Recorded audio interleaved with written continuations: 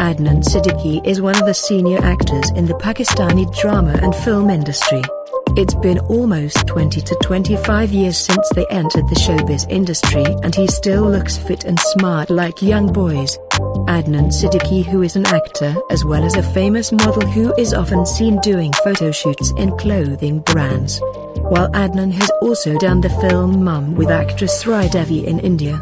Adnan Siddiqui has given many successful plays in the Pakistani drama industry.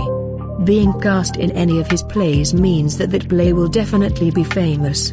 Adnan Siddiqui's performance with actress Aza Khan and Humayun Saeed in the drama serial Mirba's Tum Ho, aired on Airy TV channel for a few months ago, will always be remembered in the hearts of the people, and this drama has set all records in Pakistani history.